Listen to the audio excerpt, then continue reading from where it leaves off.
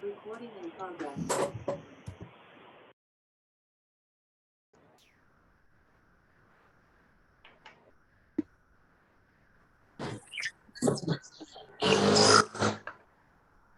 Okay, thank you.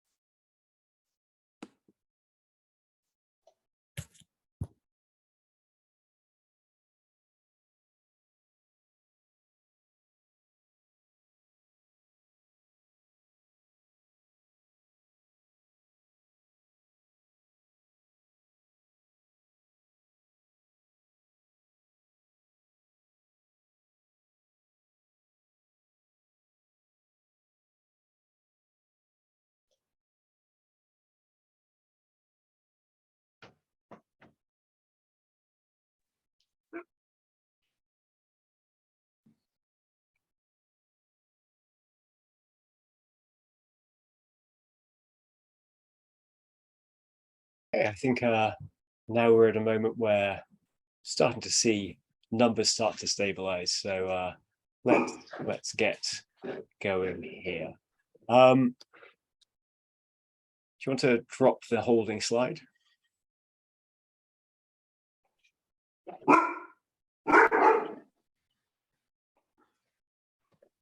Fabulous. Good evening.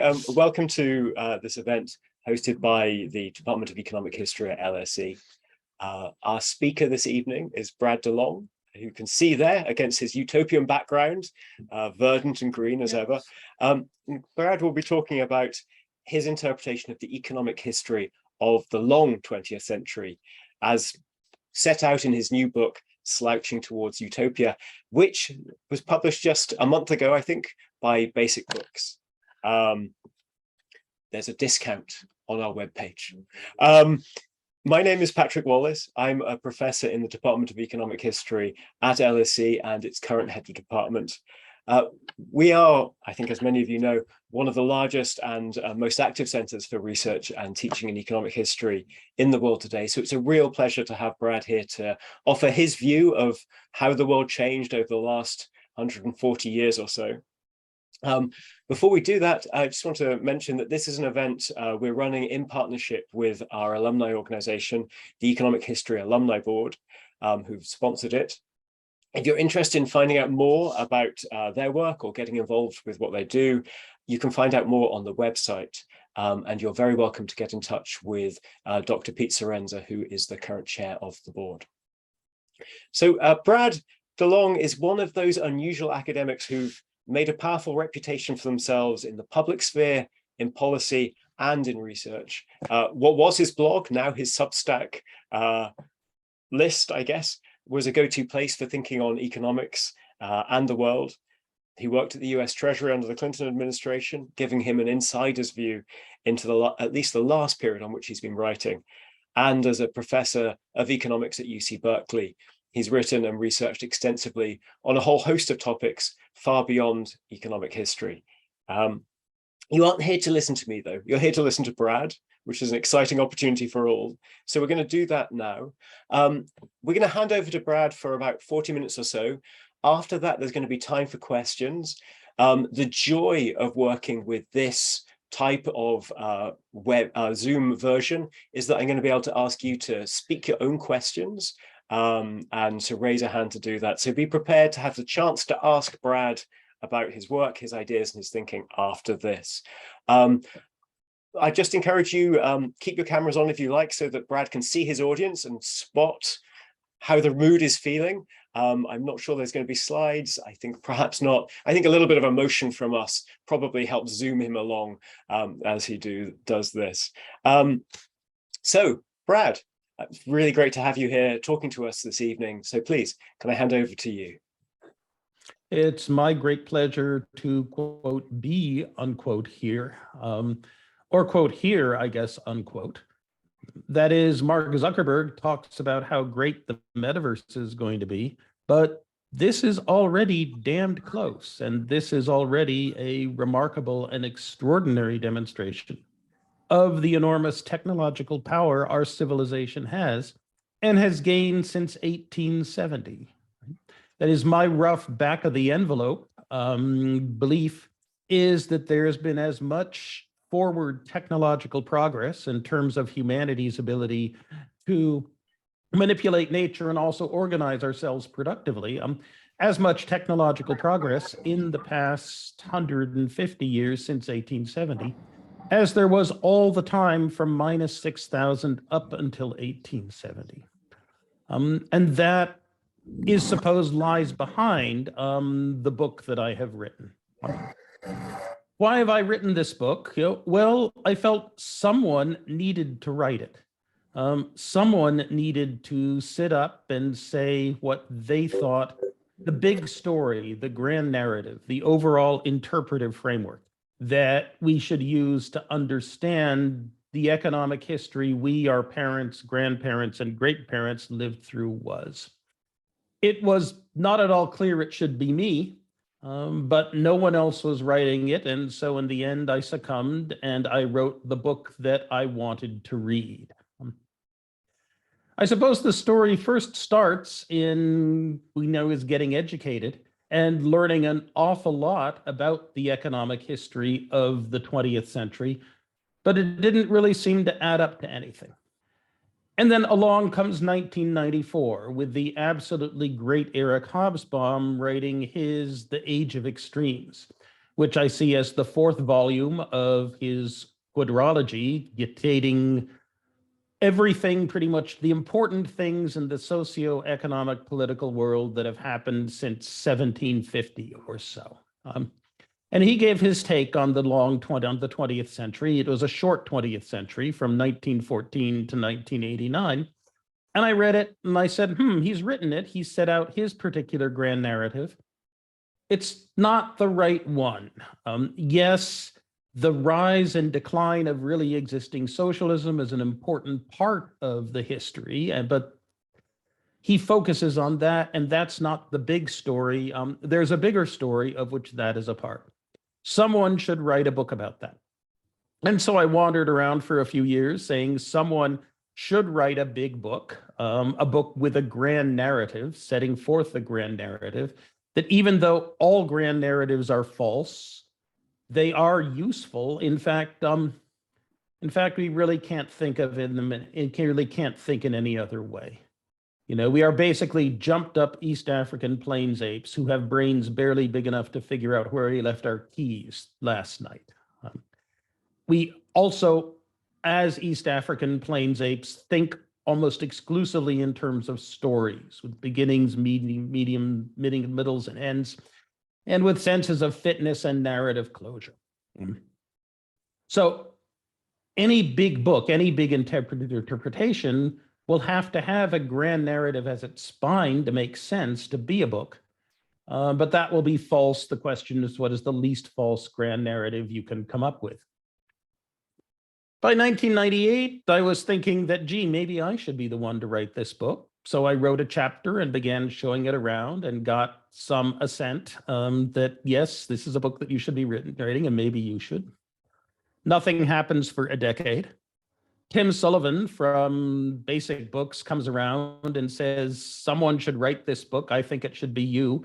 You aren't writing it. Let me put you under contract so I can call you once a year and yell at you about where's the manuscript. He did that, and again, nothing happened for 5 years. And then I started to work on it, perhaps an hour a day for 3 years. Further delays, further delayed by the plague. And now here we are. So let me set out what I think are the terms in which we should think about the long 20th century in terms of the grand narrative that is false, but that is useful and is in fact necessary if we are to think coherently about it at all, right? So let's start with the metaphor of the economic pie, right? That first you have to bake a big enough pie, then you have to slice it, then people have to taste it. It's not enough to bake, you have to slice and taste. It's not enough to produce, you then have to distribute and then utilize. People have to slice the pie so that everyone has enough, and then people have to taste it, enjoy it, have to use their wealth, have to use their power to manipulate nature, and to command the attention and assistance of others. For that, after all, is what wealth is, in order to live lives in which they feel safe and secure, and in which they are healthy and happy. That's, say, the economic question for humanity: baking, slicing, and tasting. Now, back before 1870, we humans simply could not bake a sufficiently large economic pie. After 1870, it was clear that we were on track to being able to bake a sufficiently large pie. That's an important hinge. The crossing of that particular watershed boundary is really, I think, the hinge of economic history, distinguishing what came before, from what came after. So after 1870, the principal problems of governance are all, how do we fulfill the technological promise that we are being offered that will be able to bake a sufficiently large economic pie? And then how do we solve the problems that ought, according to the thinking of most of those living in earlier ages, have been simpler problems than the problem of baking? How do we solve the problems of slicing and tasting? And then we will have solved all of the big problems in building utopia. Why could humanity not bake a big enough pie before 1870? Well, technological progress was simply not fast enough to make it possible, especially given resource scarcity and especially given Malthusian pressures to push population up against the limits of sociologically determined subsistence.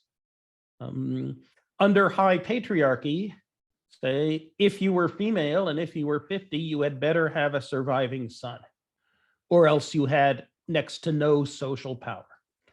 And given the workings of the Poisson distribution, with very slow rates of average population growth, about 1 woman in 3 would wind up without a surviving son, should be lucky enough to survive until 50.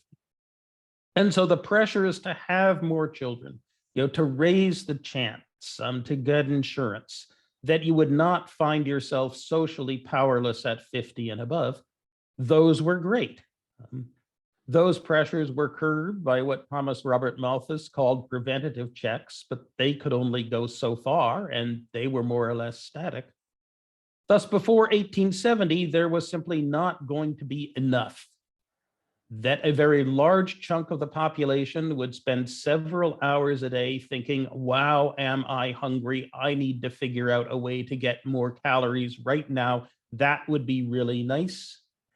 And practically everyone went to bed worrying about where their 2,000 calories a day would come from next year, or next month, or next week, or maybe even tomorrow.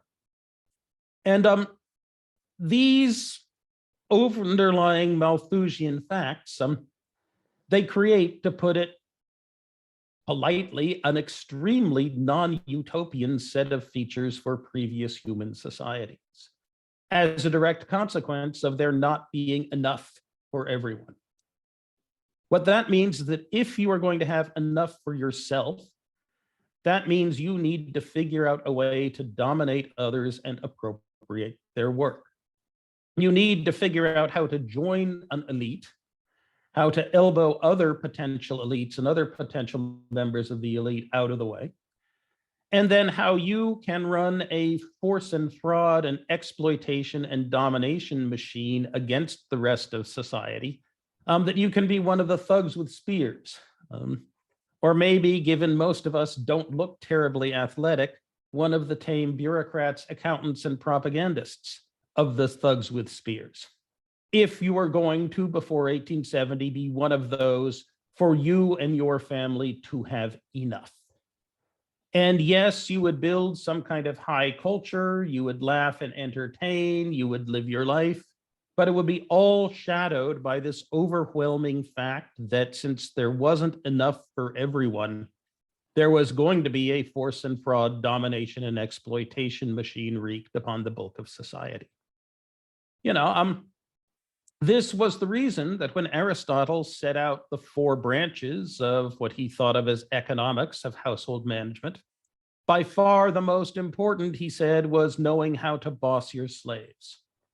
And Aristotle said that was how things must be if you were to have a good society at all, because we were humans. We did not have the robot statues of Daedalus or the self-propelled catering carts of Hephaestus. We did not have shuttles that weaved. We did not have lyres that played without hands to guide them. Well, now we do have all these things. Starting in 1870, we rapidly began to acquire all of these things. Yet somehow, while this has helped greatly, we look around at ourselves today and we are still manifestly not in utopia. Thus, from the big grand narrative perspective, my book is about how we solved the problem of baking a sufficiently large economic pie, but how we have somehow fumbled the solution to the problems of slicing and pasting. Admittedly, with lots of subthreads, digressions, and anecdotes along the way. That, after all, a book needs not only a grand narrative, it also needs interesting facts. Every page has to have an interesting fact so that someone doesn't just put the book down. And a book also needs to have narrative force. There needs to be a reason to turn the page to know what happens next. And people need to feel like they're making progress. There needs to be a way for them to construct a web of knowledge centered around the grand narrative into which they can thrust those that they read. The whole thing winds up being a very complicated thing to orchestrate. As I like to say, the difficulty of sustaining an argument goes up with the square of the number of pages on it. But we hold tight to the grand narrative and to the interesting stories that illustrate. Back up, right? Suppose that we're willing to make a heroic leap and say that since the capital intensity of economies does not differ all that much across economies, that the overwhelming source of productive power to keep people alive, keep a larger population alive under conditions of resource scarcity, and to give people a better life, that the overwhelming proportion of source of this is technology, and that we can roughly approximate technology by saying that technology is proportional to the real standard of living, to the real income per capita of a society, times the square root of the population. Why proportional to standard of living? Well, that's simply a normalization. Why the square root of the population? Well, if we said that it was, that the level of technology was average standard of living times population, we'd be implicitly saying that humans are unproductive, that human eyes and hands and brains are simply not useful, and that's false. Why not say that technology is simply the average level of standard of living? Well, then we'd be saying that resource scarcity is not a thing, and resource scarcity is definitely a thing. So if you're willing to take a look at the globe, and if you're willing to trust our guesses and our estimates of standards of living and population, we find that even in the Industrial Revolution century, 1770 to 1870 worldwide, the proportional rate of growth of technology deployed and diffused into the world economy was less than 0.5% per year. And that's slow enough that it's still a Malthusian society. That is slow enough that a population growth rate of less than 1% per year would neutralize any impact of better technology on average incomes. And a poor world population could easily grow at 0.9% per year and thus never get rich enough to trigger the fertility decline and the demographic transition. Thus, we have John Stuart Mill, even early in the 1870s, writing that all the mechanical inventions of the Industrial Revolution have, as far as the working class is concerned, simply enabled a population to live the same, a larger population to live the same life of drudgery and imprisonment. Drudgery, I understand. Imprisonment, from perhaps the preeminent theorist of negative liberty, is an interesting choice, that people were imprisoned by their poverty. And before the Industrial Revolution century, 1770 to 1870, things were even worse. Technology growth rates of perhaps 1/6% per year worldwide over the commercial imperial age starting in 1500, and of 1/20% per year in a good epoch before 1500. And yet after 1870, worldwide, things changed. We got a huge shift. We got a crossing of a watershed boundary around 1870. We had lots of institutions doing lots of wonderful things before 1870, but around 1870, the worldwide rate of technological progress discovered, developed, deployed, and diffused more than quadruples. With the coming of the Industrial Research Lab to rationalize and routinize discovery and development, with the coming of the modern corporation to rationalize and routinize development and deployment, with full globalization to mean that you could potentially deploy worldwide and to provide enormous incentives to deploy, and also to diffuse by copying, and also to diffuse by copying the inventions of others that have been deployed elsewhere. The average rate of growth of technology more than quadrupled around the years around 1870, up to more than 2% per year, where it stayed at least until 2010.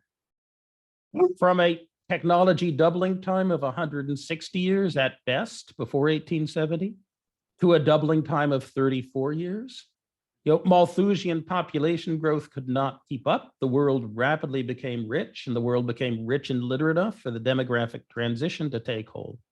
And now we are here in our world headed for what looks like a stable or declining population of 10 billion, yet with enormous technological powers and competence, with average standards of living today perhaps 10 times those of 1870, albeit extraordinarily unequally distributed.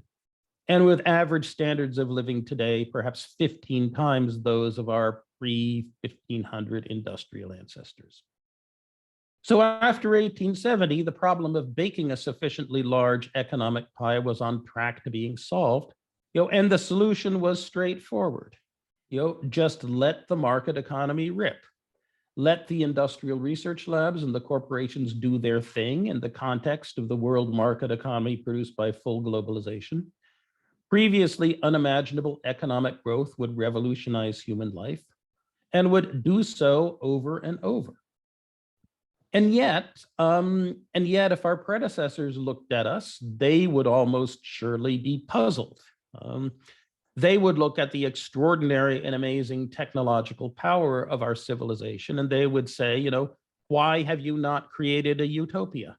Since you have solved what we see as the problem of enough, since all the non-utopian things about our societies in the past were based on the fact that the elite was running a force and fraud scheme, why is it the case that fully 500 million people today still live like all of our pre-industrial ancestors, spending several hours a day hungry and worrying thinking it might be good to have more calories right now and not knowing where their 2,000 calories a day are going to come from next year? Why do you have killer robots stalking the skies above Ukraine and Syria? Why is it that the monsoon this year is 300 miles south of where it ought to be?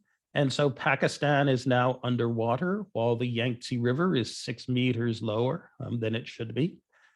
Why are some of the smartest people in the world and the best educated south of Market Street in San Francisco plotting how to better terrify old people so that these old people will then stick their eyeballs to screens where they can be sold fake diabetes cures and crypto grifts. Why is this the world you have built? What happened? Well, and here's where we switch into the other part of my grand narrative, which turned out, it turned out that the least false other part I could think of was the Karl Polanyi grand narrative. That, as Karl Polanyi would have been the first to say, letting the market economy rip had consequences. It meant that there were repeated sequential Schumpeterian creative destruction economic revolutions. It meant that all that was solid melted into air, that all established patterns and orders were steamed away. This did not mean that men and women were compelled to face with sober senses their real conditions of life and relations with one another. But it did mean that every single generation after 1870, people have had to build new institutions to manage the problems and opportunities of production, distribution, and utilization that the onrushing technological cornucopia had brought. Before 1870, your life was very likely to be a lot like that of your grandparents. And that meant that social, economic, and political institutions had time to adjust and come into some kind of equilibrium and conformity with the underlying structure of the technologically driven forces of production. It wasn't a very nice equilibrium, and it wasn't a very nice conformity. Remember the elite and its force and fraud, exploitation, and domination mechanism. You don't need that force and fraud, exploitation, and domination mechanism, or you don't need it so much after 1870, and you can soon see the possibility in generations of not needing it at all. But whatever set of new socio-political economic institutions you built, you had to build them on the fly without experience and without really understanding what technologies were doing for how people worked, how people lived, and how people related to each other. So how were you supposed to build? What institutions were you supposed to build on the fly? How were you to react to the fact that each generation was delivering a whole new version of the hardware, of the forces of production, technological hardware on which society is built?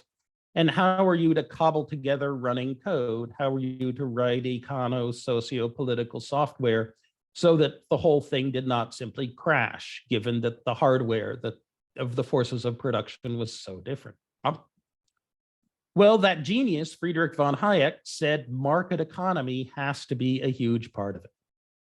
That is, the market economy, provided that prices are in accord with social values, does a uniquely good job at crowdsourcing humanity's intelligence to deal with the problem of production. It pushes decision-making out to the periphery where the information is, rather than keeping it at the core where someone tries to issue orders that, because they have no information, bear no resemblance to what's actually going to the ground, or in some committee that writes a bureaucratic rule book that cannot deal with all cases. And it also solves the problem of incentivization. That is, there is a good deal of money to be made and a comfortable life for responding to market signals, and the free development of each produces the free development of all, as long as market prices are in accord with societal values. The genius Friedrich von Hayek said the market economy can do an enormously good job at solving the problem of production. But Friedrich von Hayek said, that's all we can do. The market economy can produce enough if technology is sufficiently advanced, but the market economy cannot produce social justice. It cannot produce social justice because the market rewards those who have control over things that are very useful and scarce in production.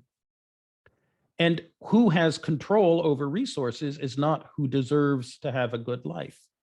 But Hayek said we should not ask for social justice. Why not? Because attempting to achieve it would undermine the market economy's ability to do what it could and put us on, well, the road to serfdom. According to Hayek, the market giveth, the market taketh away, blessed be the name of the market. That had to be our only gospel. But as that genius Karl Polanyi put it in his book, The Great Transformation, the stark utopia of von Hayek's catalepsy was unsustainable. People will not stand for being told there are no rights but property rights. People will insist instead that the market was made for man, not man for the market. The market's treating those whom society saw as equals unequally, or perhaps worse, treating unequals equally. That would bring social explosion after social explosion, blocking the road to anything like utopia. People saw themselves as deserving communities, incomes, and stability. They needed their Polanyian rights vindicated, right to economic security, to an income level proportional to what they deserved. They needed that other people should not have income levels larger than they deserved also. People demanded a connected society that gave them respect and place, plus that you should have some power in society, even if you had no wealth. Trying attempts to bring about the stark utopia of market society would, Polanyi argued, inevitably be overwhelmed by social political movements that sought what they called social justice, which might be a very inegalitarian kind of social justice indeed, because it would give people not equal shares, but rather give people what those making the rules they deserve. And this Polanyian left neoliberal grand narrative, the requirement or the fact that in this, under conditions of generational waves of Schumpeterian creative destruction, that's the grand narrative my book wound up with. You know, that since 1870, humans, Deng Xiaoping, Margaret Thatcher, Franklin Delano Roosevelt, Theodore Roosevelt, Vladimir Lenin, many, many others, have tried to think of solutions to this problem of writing the socio-political economic software for society in the context of this rapidly changing forces of production hardware. And off on the side, you have Keynes whimpering that if only governments would allow his technocratic students to conduct sensible monetary policies along with a somewhat comprehensive socialization of investment, that we would have a good enough solution, that everyone would have a job and technology plus compound interest would then wreak marvels. And we'd also have rock bottom interest rates, which would euthanize the rentiers, so that plutocrats could use their money's social power to do things only at the cost of spending down their capital and so relinquishing it. Thus, in the very not very long run, Keynes thought Keynesian technocrats could solve the problems of production and distribution, leaving humanity to solve with its real problem, that of utilization of our wealth to create a truly modern human world, that of living wisely and well. And this view attracts me. And indeed, perhaps humanity did come close to an institutional societal setup to tackle the problems of slicing and tasting and lead us to utopia in post-World War II social democracy, and what Gary Gerstle at Cambridge likes to call the New Deal order. But somehow social democracy in the 1970s failed its sustainability test. It was replaced by neoliberalism, which stubbornly persists in spite of its failure to fulfill any of its promises, except that it would make the rich much richer with much more social power. And why it is that the New Deal order, that social democracy, failed its sustainability test in the 1970s. As my friend Yingyi Qian says, the problem is that I'm basically a social democrat, so this doesn't make much sense to me. Why it was that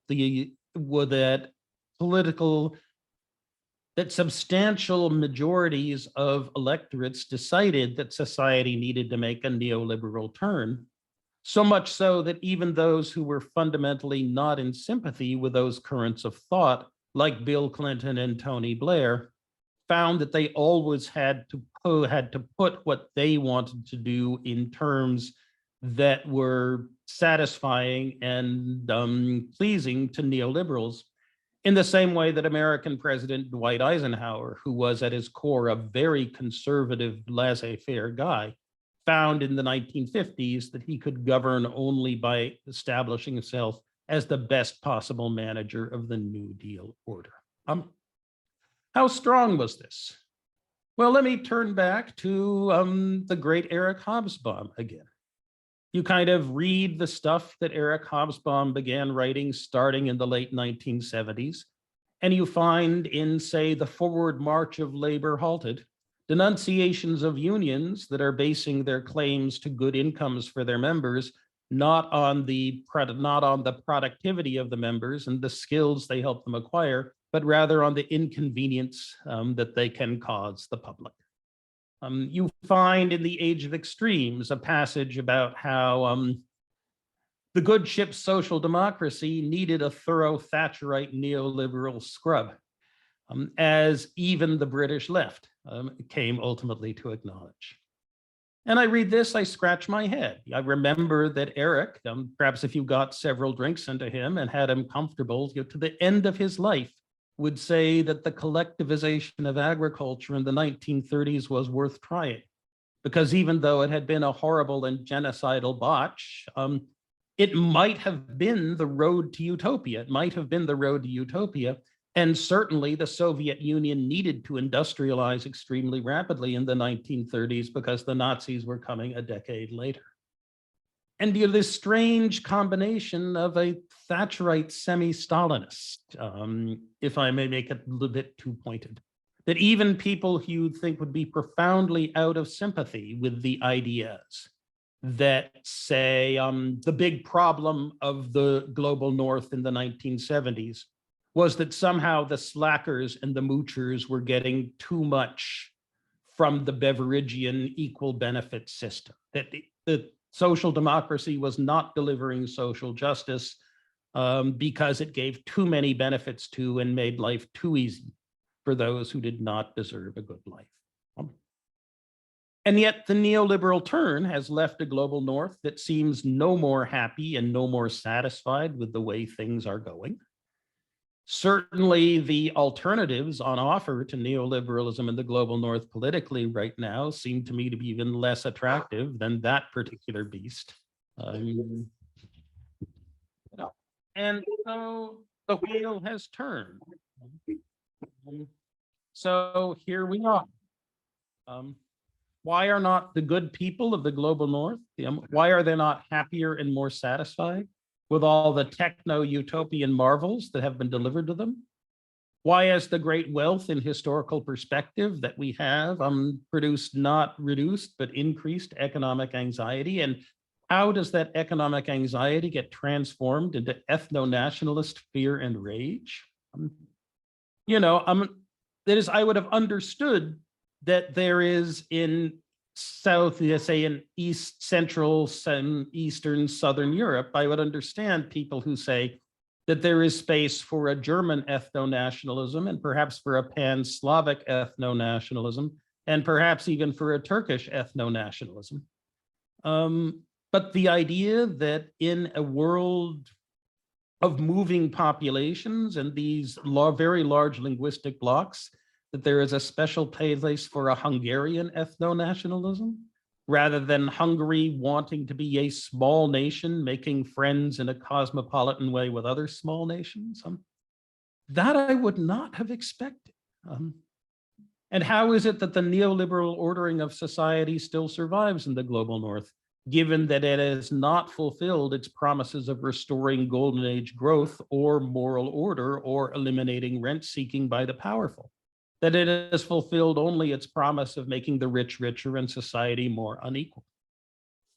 Our current situation in the rich countries, it seems there is enough by any reasonable standard, and yet we are all unhappy, all earnestly seeking to discover who the enemies are who have somehow stolen our rich birthright and fed us unappetizing lentil stew instead. What do we do next? Well, my book punts. In part, it punts because all books that have a what do we do next chapter, the what do we do next chapter winds up looking ridiculous a year after publication, sometimes 6 months after publication, sometimes it looks ridiculous at publication, and it undermines the authority of the book as a whole enormously. But also, what to do next is for a younger generation than my largely failed one to decide, and the younger generation faces more serious problems than those of figuring out how to slice and taste an ever-growing pie. We face global warming. We face ethno-national terrorism on all scales, from the individual AR-15 to the combined arms army and killer robots stalking the skies. We face revived fascism. We face techno-kleptocracy. I do quail.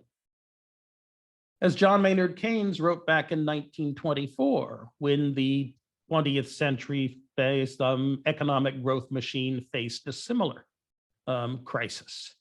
When the economic El Dorado of 1870 to 1914 had come crash and he was not certain it could be rebuilt, as John Maynard Keynes wrote back in 1924, to say that we know what to do next, quote, assumes a plan exists, but we lack more than usual a coherent scheme of progress, a tangible ideal. All the political parties alike have their origins in past ideas and not in new ideas. No one has a gospel. The next move is with the head, unquote. And let me stop there, as I've talked for long enough. Questions? Thank you very much, Brad. Ooh, that was fabulous. I managed to just kick my computer, which I suppose exemplifies my excitement. We're going to have, obviously, we've got a bit of time now for questions. I'm going to encourage people to raise a hand, and then I will bring people in. But before, just let me kind of start, because I was really struck reading your book, and then actually in what you were just saying now about the prominence of Polanyi, which I guess when I saw the book, I mean, to those of you out there, this is not a slender book. This is kind of good 500 pages with lots and lots of kind of detail and rich history, right? You've given us this overarching kind of like framework.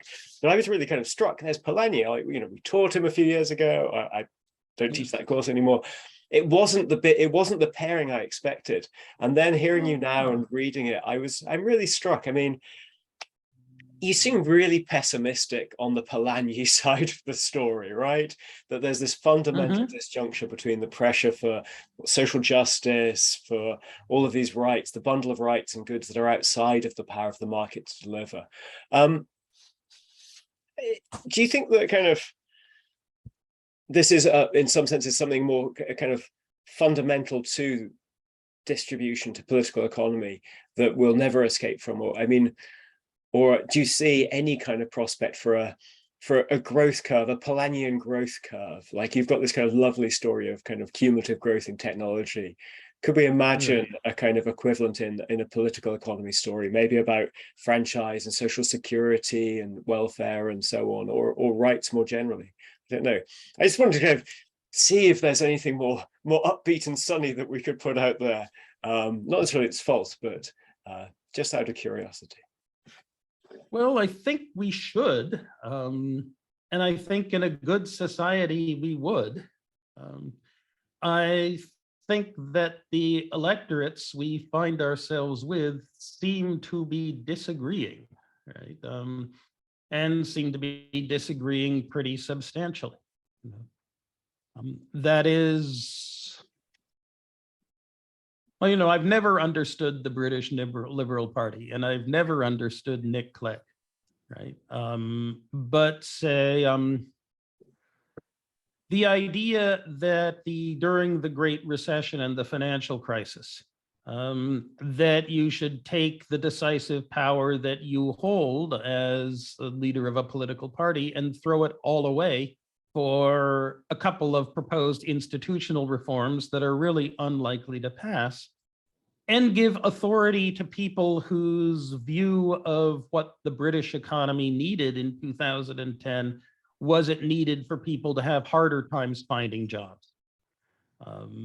That the response to the private sector sitting down in terms of its spending less was not the Keynesian or even the Milton Friedmanite, that the government has to stand up, or in Friedman's case, the government has to lower interest rates to induce the private sector to stand up, but instead the public sector would sit down too.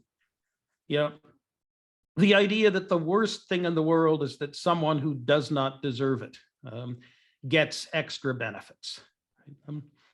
We saw this last month when Joe Biden forgave $10,000 of student loan debt for Americans. And, that's a thing with a budgetary cost of $35 billion a year And it's certainly not how I would spend $35 billion a year in the interest of economic inequality, but it was a campaign promise. And there were a lot of people who were encouraged to go to college and get into debt and then thrown into a job market in which their college degree was a very little indeed. And it's certainly not a distributional minus or a big deal. Yeah. And yet a tremendous firestorm, of which perhaps the peak moment was Texas Senator Ted Cruz saying that it's so grossly unfair that a slacker barista who majored in lesbian dance therapy at Sarah Lawrence gets a free ride of $10,000. Now, you can unpack this in lots of ways, right? The first way you can unpack this is that Sarah Lawrence is one of the old time, Anglophile WASP institutions of America as one of the 7 oldest women's colleges. Mm. And if you're attacking graduates of Sarah Lawrence, you're at least going up the traditional class and ethnic hierarchy of America. You're attacking rich white Anglo-Saxon Protestants. So that is at least a plus, right? To have a Cuban, Canadian, American, second generation immigrant attacking white Anglo-Saxon Protestants of wealth, of inherited wealth. We can say, okay, that's pretty good. That's at least not a major kind of, attacking down the traditional ethnic grade political attack. But, if you've ever watched or been someone actually working at a coffee shop and it's a peak time, it's not an easy job. It's a very skilled one requiring an awful lot of substantial cognitive load and a considerable amount of manual dexterity. So much so that in fact, there are virtual reality games that people play and enjoy. And in many ways, they're more fun of making sandwiches. And in many ways, they're more fun than kind of simply slaughtering orcs or whatever with your lightsaber. And $10,000. My grandfather Bill was a extremely risk-loving and at the end very lucky man. So he wound up owning a half share in the US patent for taking sulfur out of natural gas. So you can use natural gas without your home smelling like hell. And wound up as the richest man in Florida between Tampa and Orlando, maybe the richest man in northern Florida. And from that, I've gotten about $10,000 a year for my entire life in terms of extra resources to use. And I've done nothing, absolutely nothing, except be friendly to my grandfather to deserve this. And yet Ted Cruz is, you tell Ted Cruz about that. And even though, he's the son of an immigrant and actually did come with nothing, he will not be incredibly angry at that. Indeed, he spends most of his time trying to get me and his ilk and my ilk to give him campaign contributions so he can continue to run. Yeah. So, there's something deep in our feelings about desert, in our feelings about how equality has limits, in our feelings about how we may all be enmeshed in some global gift exchange relationship, but it's one in which we all ought to be contributing. And to judge that someone is not contributing enough, or that someone is receiving too much given their defects as a person, those seem to be alarming pieces of perhaps our evolutionary and certainly our cultural heritage, that are causing us an enormous amount of danger and are blocking our abilities to actually build a utopia today. Okay, I mean, that's interesting. Kind of like you're almost ending up there with the sense that maybe we haven't got the apparatus in this sense to be happy, right? We'll never quite manage it because of the fights that will come out. As I said, we're jumped up East African plains apes, barely able to remember where we put our keys last night. We have no business trying to run a post-industrial, wealthy, utopian civilization. Well, that's pessimistic at its heart, isn't it? Let me bring in a couple of the other participants. I have more I would ask, but let me bring in Hilary Vipon to start with. Hilary, please, over to you, and then we'll move on. Hi, thanks very much for the talk. Just a question on how you understand these golden ages of growth. So, I mean, we know that the middle class in America has not been the major beneficiary of economic growth over the last 20 years. That's been India and China. And there's many people in those places who, depending on where they live, obviously there's nuance here, but people will tell you that infrastructure is massively improved, that institutions are improved, that their lifestyles are much ahead of, much changed from what their parents could have expected. So it's that sort of golden age and the accompanying happiness. So there's a sense in which I'm wondering, like, are you suggesting that that humans can only be happy while we have these golden ages of growth? Are you seeing growth as some kind of necessary escape valve to our equilibriums? And if so, why do you think why would you think it has to be that way? I think there are two questions there, and I think one is the question of my teacher, Ben Friedman, with his book on the moral consequences of economic growth, that basically, Schumpeterian creative destruction. That means enormous wealth every generation, additional wealth, but it also means the destruction of entire occupations, forms of work, livelihoods, communities. And people get extremely angry about this. They don't think they should be the puppets of impersonal forces that master them, or even that because their particular style of life fails to satisfy the maximum profitability test administered by some rootless cosmopolite financier 3,000 miles away, who says we could be using this financing elsewhere, that their standard of, that they're simply the fabric of their life should not dry up and blow away. And thus these problems of distribution and of being friendly and good enough people to give everyone a share, those require rapid economic growth, 2% per year or more, so that everyone could say, I'm not getting my fair share, but at least under this system, I'm twice as rich as my parents are, in order for the thing to hold together and to not fall apart into some Hobbesian war of all against all. And Benjamin Friedman talks about continuous economic growth as the only way to create a morally generous society. And that's a possibility. That's a scary possibility. I'd like to punt that question over to him. I'm telling the story of our success at baking a sufficiently large enough pie, our failure in the 20th century to slice and taste it. And I'm not a wise enough East African plains apes to draw huge moral philosophical conclusions from it. The second question, or the second answer underlying it, is I think that you're right. And as my friend Yingyi Qian told me about coffee 2 months ago, the problem is that I'm a global North social democrat. And so I wrote this particular book focused on the global North, seeing the 30 glorious years after World War II as the closest that we actually got toward figuring out how to stride utopia.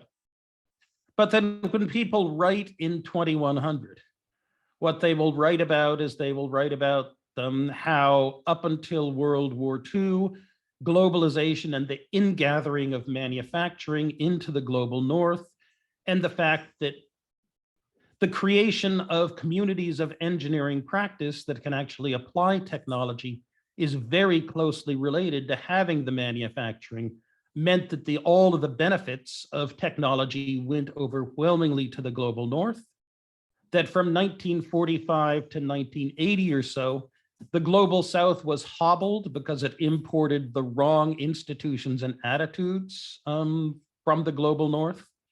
China imported communism or really existing socialism and wound up with Maoism. India imported Fabianism and the post-World War II British Labour Party ideologies because they had been the allies of Indian independence before and wound up with the license Raj. But that in 1976, Deng Xiaoping accedes to power. In 1986, Rajiv Gandhi accedes to power. And from that moment, the global South takes off like a rocket. And that in 2100, people will say that by and large, the world was marking time as far as creating a truly human world was concerned up until the late 1970s when it took the neoliberal turn. And it was only starting in the late 1970s that progress toward a truly human world began. And that's the right book that we should write, that the real hinge of history is not 1870, which I already put very late for such a book, but instead is 1976 or so, and the coming to power of Deng Xiaoping. And that might well be the way people view things in 2100, depending on what happens next. I like to see the way that you're already planning the sequel there. We shall have to look forward to that. Let me bring in Philip Petermeyer. He's had his hand up very patiently for a little while. Philip, please do introduce yourself and your affiliation.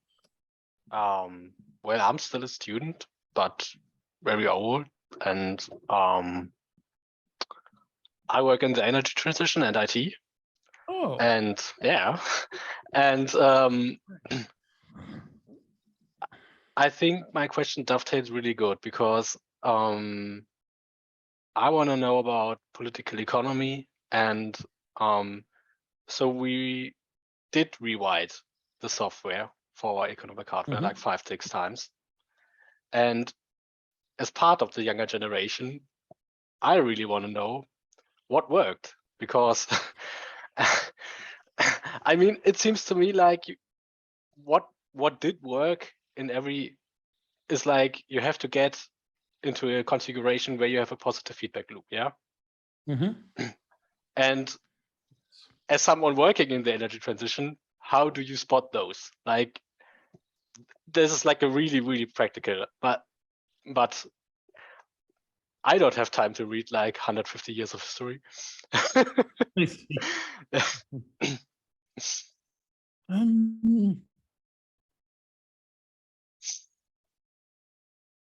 I take perhaps the question is, do we have a time machine so we can go back 30 years? And so when I'm carrying spears for Al Gore as he goes lobbying from senator to senator for his BTU tax in the 1993 reconciliation bill before the Senate, he can actually point out to David Boren of Oklahoma that in your later years, David Boren, you are going to spend most of your time wandering around the country apologizing for your vote against the BTU tax back in 1993. It's time for you to change it. Time machines would solve enormous numbers of these problems of figuring out where the positive feedback loops are. I do know that as far as the energy transition is concerned, it's going much better than I would have imagined technologically. We have enormous benefits from research and development that are proving to be cumulative in ways I would not have thought possible. And indeed, it is looking right now that lacks of progress in battery and other renewables and storage technologies in the past was not so much because those were actually so difficult once you turn your resources to them, but rather simply that Nikola Tesla was such a genius to give such an artificial boost to alternating current, right? Non-storable carbon-powered technologies. But now we're in the groove. Now the economics of solar and wind and even batteries look enormous. That no matter what you think of Elon Musk, his ability to hypnotize people into funding Tesla, Tesla is almost surely going to go spectacularly bankrupt at some point in the future.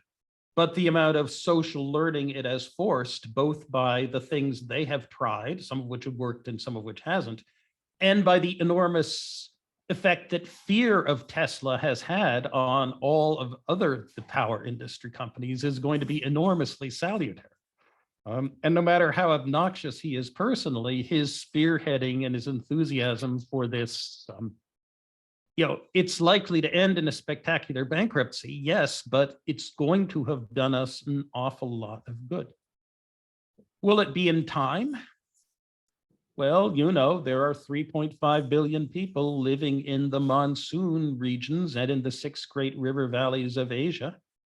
And the monsoon needs to be in the right place at the right time, in the right volume, at the right temperature for those 3.5 million people to kind of live their lives. And for the most part, they're not rich enough to pack up stakes and move to Dubai or Sydney or Vancouver or any place else. And I do not like where the monsoon is this year. I do not like the fact that in California, places that were wet enough 30 years ago to grow huge amounts of vegetation are now dry as desert today and go up, with a big poof with enormous speed. I don't know whether this will be a civilization cracking threat or simply a substantial unpleasantness over the next generation, especially when you consider that when people find themselves flooded out and their relatives dead, or when, say, a global warming intensified typhoon comes roaring up the Bay of Bengal, that how many people are there who live at less than 3 feet above sea level in Bengal? Is it 100 million or so? If their relatives die in large numbers, lots of people will be very angry, will look for someone to blame, and the coal-fired power plants of the global north are the natural things to blame. So we see where the feedback loops are for the energy transition. And perhaps Vladimir Putin will have done the world a service in the long run by concentrating people's attention yet again on how expensive and uncertain carbon-based energy, total reliance on a carbon-based system can be. We just have to assemble the political will and the majorities to put the plans into actual action.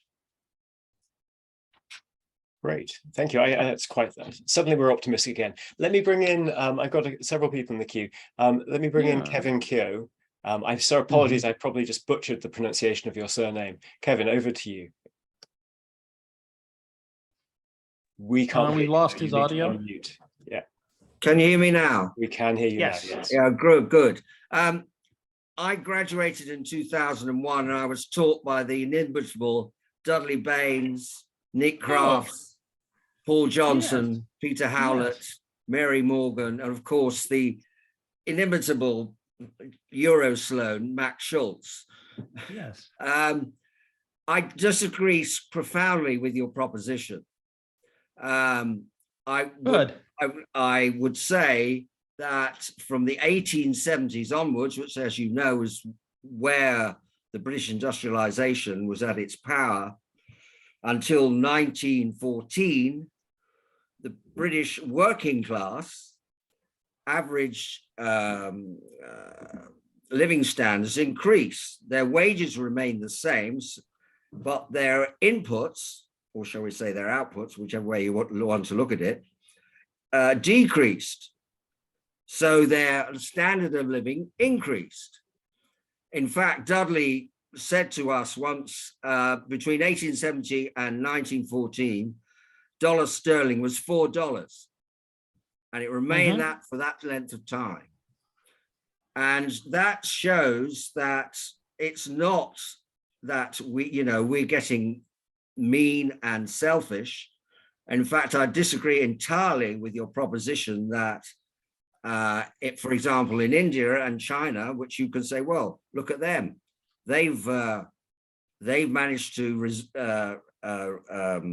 acquire or corral the capital and labor to the extent where they have moved from a agricultural economy primarily to an industrial economy, which, as we know from, well, which I was taught, as happened in the UK. We were the most efficient country in agriculture by the 1770s, which meant that the resources of capital and labor could be transferred from the agricultural sector to the industrial sector. With the United States, they happened about the same time. So my question is, I think you're taking a very narrow view of what you mean by progress and the distribution of wealth. I must admit that I am a supporter of markets, but I maintain that markets don't always work. And the classic example and recent example, of course, is COVID. Over here, as you know, Rishi Sunak put billions to ensure that the economy survived, and he was successful. No question about that. He was successful. So I don't think that your proposition that the rich North have basically taken all the resources, certainly capital and labor, and then kind of distributed them as they see fit. I mean, it was India and China. It was their decision. Let's give Brad a chance to answer. I think you got your question out there, and I think other people are waiting to ask as well. So Brad, sorry, Patrick. Yeah. No, it's all right. It's easy to get on our kind of on our missions, right?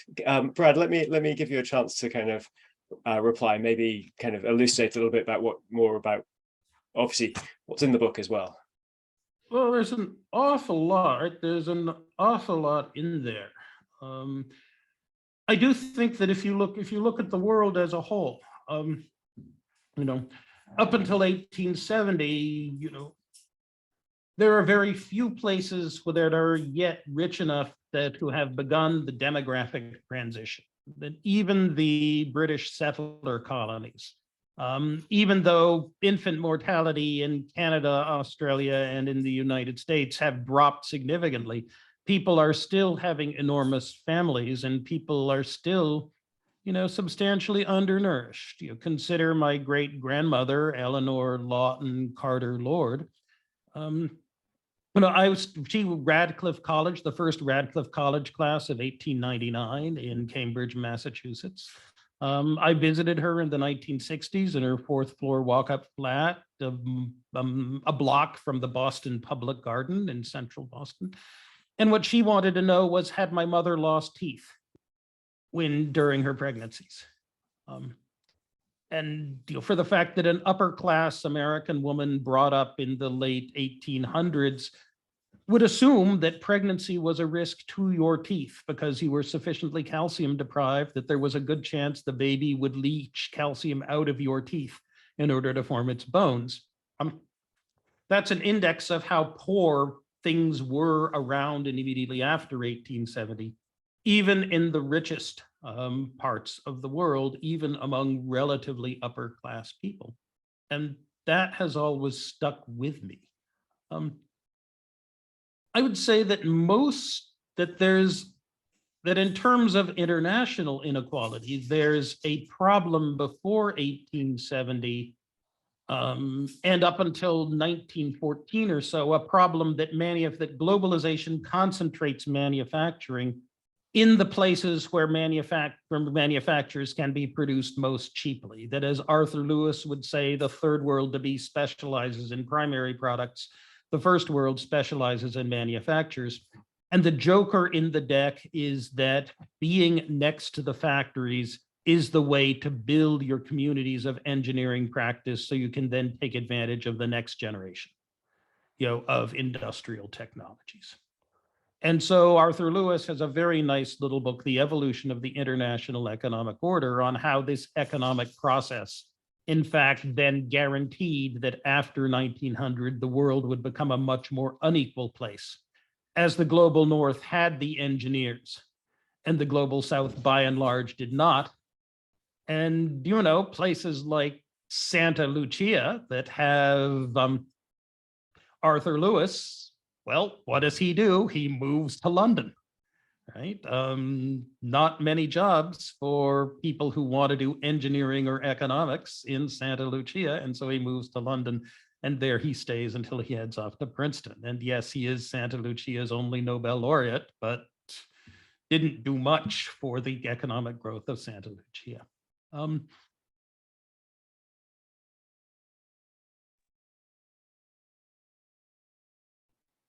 you want to pause there on that one? Yeah. Or what do you think, Brad? Would you like to move on? Because yeah, we should move on. We don't have that much time left. I mean, I'm I sorry, think, but that's just a very partial answer. No. I mean, there was, as you say, there's so many different things, and we could go on with any one question. Let me bring in Albert Ritschel. Albert, over to you. Okay. Yeah, I still have the form you filled out. I need to send it back. That's all right, but that's not the reason for the question. That's sorry, not Oliver. Okay. No, there are two things I want to say before I start. First of all, thanks for an excellent book and presentation. So Polanyi never dies and Brett DeLong rocks. So that's really good, really wonderful. So congratulations to you, and also congratulations, of course, to us. But let me bring in a pessimistic note.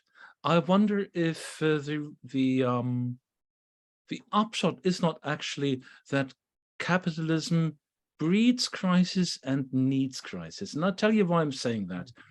I was brought up as an economic historian by a former Marxist who was like deeply skeptical about the stability of this capitalist system, whatever that means. I don't know what capitalism is, but anyway. And he kind of believed in non-steady state growth, or shall I say, convulsive economic growth.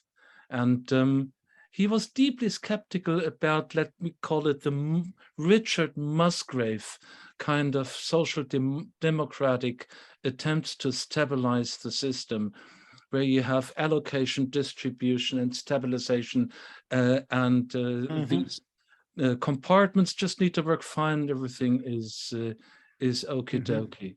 I'm getting pessimistic. I'm wondering if you shouldn't actually ditch all notions of Solovian growth economics or any other optimism regarding the inherent stability of capital accumulation. Or do you think I'm getting old and pessimistic? Cheer me up, please. No. Well, right now, I think that most modern macroeconomists are extremely flummoxed, simply because we appear to have emerged in a world in which it's, entrepreneurship, risk-bearing capacity, and also oligopolistic position in a attention economy in which people are semi-feudal techno-serfs appear to be the principal sources of profits rather than investment, right? That bit like in the Gilded Age. No, much more so. In the Gilded Age, if you could clip your coupon at 4% per year and 2% per year after 1896, because people didn't really have a clue into what the Witwatersrand meant for what the price level was going to do. But you could clip your coupons and you could make a good 4% on your money by doing nothing other than holding the bond of an extremely high-grade corporation that was unlikely to go bankrupt during the lifespan of the bond. Nowadays, it's a rare year in which the 10-year treasury bond or the 10-year gilt is above the expected rate of inflation. That when you do buy explicitly inflation-based securities, they certainly grow a lot less than real GDP per capita. So there is a sense in which we're moving into or have gotten ourselves in a world in which the factor of production that is scarce is no longer our capacity to make large sophisticated things out of metal, but is instead elsewhere. And there is then great worry about how, well, gee, maybe our market prices are no longer properly aligned with social values anymore. Oligopolistic position is definitely not something that should be rewarded. And there are all the enormous problems concerning the creation and then the diffusion of intellectual property. Plus, we do not yet have our hands full in understanding how an attention economy works, in which, Amazon is right now making a fortune off of me and also managing to extract a good deal off of people who want to sell me things, because as I've noticed over the past 2 years, Amazon is no longer throwing up in front of my eyes things that are highly rated by consumers like me. The things that Amazon is putting in front of my eyes have a little sponsored tag next to them, which means that someone has had to pay to put this in front of my eyes and try to gain it for my attention. And these are things that make me think, yes, that the Slouchian framework, we have capital, we have labor, we have total factor productivity, and we can rely on the market to do good things, at least with the capital and labor part, and the total factor productivity part will kind of diffuse throughout the system without much worry. That yes, that is a growth theory that was for a previous generation, and it's not really a help to us now. Sorry. Now you've made Albrecht look sad, and that's Well, always yeah. that's always hard. Thank you. That was a great answer. Right. Let me bring in Herben Backer, another faculty member in the department. Herben, I can see you there. Your technology is working, right? Oh, great. You can hear me actually. Yes. Yes. Oh, great. Yes. Yeah. So thank you very much for the talk. Because of a technical problem, I missed the first few minutes, but I'm very excited to read your book because I read your working paper on Utopia many years ago, Yes. and I've really been expecting the book for a long time. So it's really great it's out now, and I'm looking forward to read it. I do have one small question, and that's a bit about the topic of happiness, because I think, as you rightly say, we've become much more richer, much more technologies, but in a way, we don't seem to be much happier, sometimes perhaps even less happier. And I recall this happiness research about individuals getting either positive or negative shocks. And about 1 year later, they're back at their same level of happiness. I also recall some research in some countries that apparently since the 1950s or the 1970s, happiness has hardly increased. But one thing I wonder is, I had to think a bit about work by Amartya Sen on capabilities. And I don't know whether you address it in the book, but he actually argues that happiness is neither here nor there. It doesn't matter. He argues what really matters is capabilities. So if I compare myself to a predecessor who lived in the 19th century, was a farmer, was incredibly happy on their small farm in a way, then that predecessor might have been happier, but I have much more capabilities. I can travel, I can use the internet, I can read, I got a, I can watch movies and do lots of other things that this predecessor couldn't do. I think Amartya Sen is arguing that he therefore thinks that capability is much more useful than happiness, because it allows us to appreciate a bit that even though we might be less happy or have the same happiness, our capabilities are much larger. And I just wonder how that would fit into this picture of the debate about utopia. Well, as Francis Bacon would say, that the point is to acquire knowledge, to the enlarging of the human empire and the effecting of all things possible. And yes, there's something about that we economists are people who do in some sense believe that people ought to live their own lives, and that the important thing is not so much, are we good at making them happy, or does the economy make them happy, but do we give them power over nature and power to productively organize themselves with others, to induce others to lend their talents to their tasks so that they can have the capability to accomplish things. And yes, I think there's an awful lot to that. But then again, at some point you have to sit up and say that, that the guy who sits inside Moscow's Kremlin, right? The guy who used to call himself Grand Prince of Muscovy and then Tsar of all the Russias, and now I suppose it's Tsar of some of the Russias, or Grand Prince of Muscovy again. That he seems to want to use his capabilities to persuade Ukrainians that they're actually not Ukrainians at all, but simply Russians. And, if I were doing this, I would say, well, you don't want to be another separate nationality, you want to be Russians, Look at all the cultural accomplishments of Russia. Look at the greatness of its literature. Here's a true recruit from the Bolshoi Ballet. Here's some of the music of Rimsky-Korsakov. This is the thing that you are joining when you become Russian. And instead, he is sending killer robots to stalk the skies.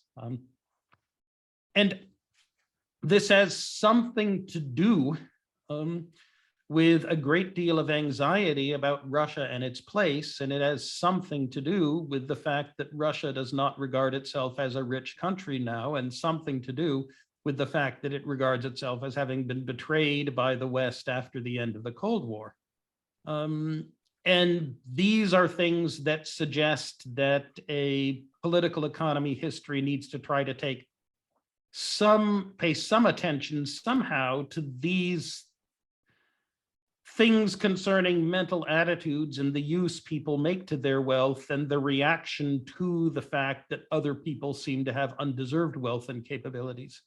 And that simply, Amartya has the wonderful thing of being incredibly clear and trying to pose things very well in situations and in frameworks where we can make a lot of progress. But I don't think we can simply retreat in saying our capabilities are so much greater, and so we're not going to worry about other things. I must say I think that's both an interesting answer, but it also flags up something in your book, which is about the power of individuals, even within a grand narrative, to turn the trajectory of history in different directions. Once again, to boost the book, there's a lot of life in there. And we're operating at a very abstract level, right? But what you're saying there about Putin and his ability to shift direction against the trajectory, I think, is a really interesting part of this. But this is not about me responding to your book. So let me bring in Pete Sorenza. Pete is actually the chair of our Economic History Alumni Board. So Pete is the person you'd be contacting. Pete, over to you. Thank you. Thank you. Yeah, thank you. I look forward to reading the book. I guess my question is both I'm going to ask you a question about the future. As I look at this period, 1870 till, I don't know, maybe 2010, I think you say it is. There's certainly a lot of people who have looked at either this whole period or different chunks of it. Robert Gordon looks at it from, I guess, 1870 to about 1970, maybe. And we certainly had all the things that you say that lead to higher economic growth. But Gordon, for one, would argue that a lot of the good stuff, electricity and combustion engine and internal plumbing and this sorts of stuff, the things that really move the dial on economic advancement have happened. And there's been a lot of great technology since 1970, but it's not really moving the dial very much, right? The other things that are happening is we've had this big transition, structural transition that lots of folks write about, out of agriculture into industry and increasingly in services. Right. And so now as we look forward, right, we're in this world where more and more of the world has done these transitions, and people like Gordon say most of the good stuff's already been invented that's going to really move the dial on economic growth. So I guess the question is, as you look forward, are you in Gordon's camp, or do you think that we have the ability from where we stand now to have stronger economic growth? And then if we don't, what does that mean for how we're slouching towards utopia? Presumably gets even harder. Well, I suppose first there's the question of what does having more good stuff, how important is that? Yet you move from a world in which half your babies die before 5, and in which each pregnancy robs you of a tooth. And in which you spend 3 or 2 hours a day actually feeling sufficiently hungry that all you can think about is how can I get more calories? To the one in which most of us are in today. And that's a big improvement, simply in terms of the fact that you're comfortable and your mind is not focused on the fact of how incredibly uncomfortable you are. And then you can't do that again. Right? You get out from under the harrow of I'm really hungry, or I'm really cold, or I'm really wet, or at a higher level, I'm really terrified my babies are going to die the next time that the flu comes along, to one in which you're not. And the marginal utility of wealth declines steeply, and it declines much more steeply than the law. in that particular case. And to that extent, Gordon is right. There may be a sense in which Gordon is wrong, also, though, countervailing that. And that's that when we're talking about that practically all measurements of economic growth are at close to factor cost, and what we really want are user benefit. And perhaps we'd be willing to make the heroic assumption, along with Bob Barrow, that for rival commodities, factor cost and user surplus are about the same, so that the value to a user on average is kind of twice the factor cost. But for non-rival goods, for information goods, but for things that are overwhelmingly the product of, information technology of one form or another, there's no reason to believe that's true. There's reason to believe the relationship of user value to factor cost is much, much, much, much greater. That after all, James I and VI of Scotland was willing to pay a very pretty penny so that he could see an interesting and scary video entertainment about ghosts in his own house. His house being the Palace of Whitehall, the thing being the play Macbeth, put on by the King's Men acting company starring William Shakespeare. That's an enormous resource commitment even for a king of England and Scotland in the early 1600s to have this thing done. And, I can do it for pennies. I can see God knows how many versions of Macbeth or simply the price of the electricity. And the relationship of user benefit to factor cost is enormous. Nathan Mayer Rothschild, richest man in the world, richest man ever, who was not a state actor in the first half of the 1800s, dies in his 50s of an infected abscess in his butt and never gets to see his grandchildren. Yet, if one of us got one of such, we would run on down to the university clinic and we probably wouldn't even get a real nurse, right? What we'd get some orderly and they'd lance it, they'd slap some antibiotic in it, they'd put a bandage on it, they'd yell at us for letting it get this bad, and they say, call us in 2 days if this isn't resolved. Are all of us vastly richer than Nathan Mayer Rothschild? There's a very strong sense in which we are, in which our capabilities are mammothly important. So I would say there's enormous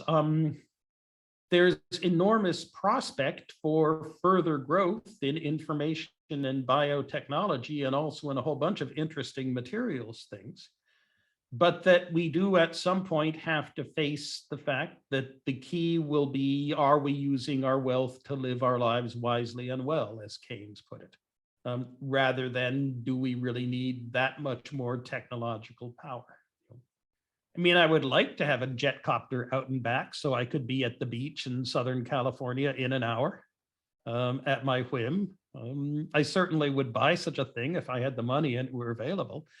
But I wouldn't say that would be a major addition to my living my life wisely and well. Yeah, I'm not sure I'd agree. I'd go with the copter. Okay, yes. But that was great. I'm very glad that Pete asked the Bob Gordon question, because it was kind of itching at me too. Let me bring in. There's also, if I may, one other thing I was going to say about Bob. All these things happen just after 1870, right? It's the meta invention of the Industrial Research Lab and the modern corporation that enabled the second industrial revolution that Bob loves so much, and that led us to a situation in which we pretty much find that we have gotten all the low-hanging fruit. And his book needed another chapter about that, is my view. That's interesting. I think let me bring in Ahmet Akali. Ahmet is visiting the department as a visiting researcher this year. So Ahmet, over to you. Let me bring you in. Thank you, Patrick. Brad, thank you for your time, most importantly, and the presentation. It makes me think. When my kids watch a movie that's based on a book, they never read the book. I promise I'll read your book, Okay. or rather finish it because I started reading it. So just a very quick. Well, my first cousin, Philip Lord, who collected the Oscar for Best Animated Picture for Spider-Man Into the Spider-Verse 3 years ago, says it's the funniest book of economic history you'll ever read. Okay, I'll look at that as well. Thank you. All right. Unfair question, really. As you do, you read the introduction and conclusion of books before you do anything else. It's a confession. And when I read the conclusion, it's almost I wanted to understand where you see the future. If you were to write a sequel, you were forced to write a sequel and speculate on the direction of future and what it would look like. What would the main themes you would like to concentrate on be? What would you, where do you think the big fault lines are and the big directions are?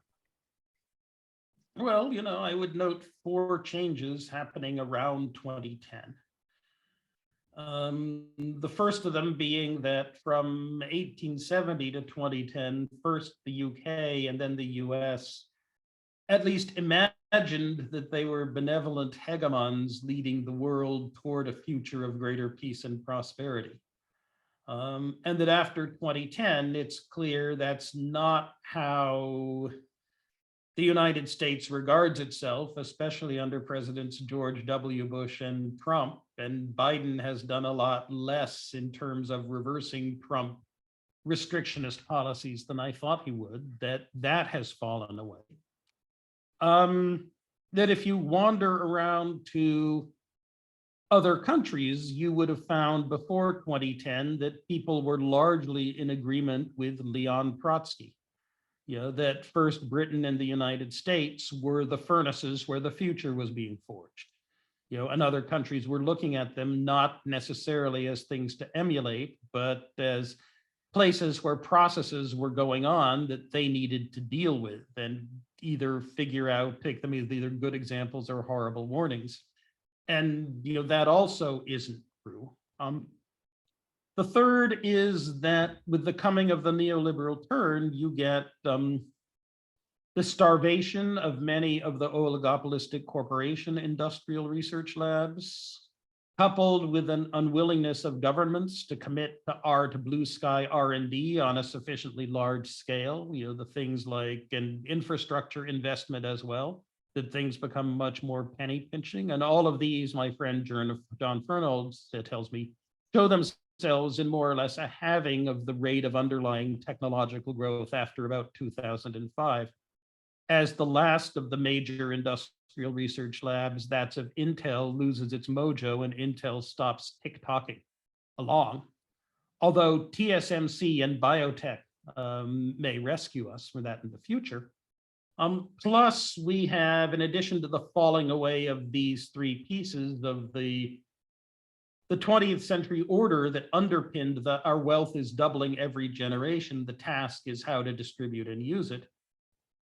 We also have nuclear proliferation reaching critical mass and threats of nuclear weapons use at a pace that I do not recall hearing in my lifetime.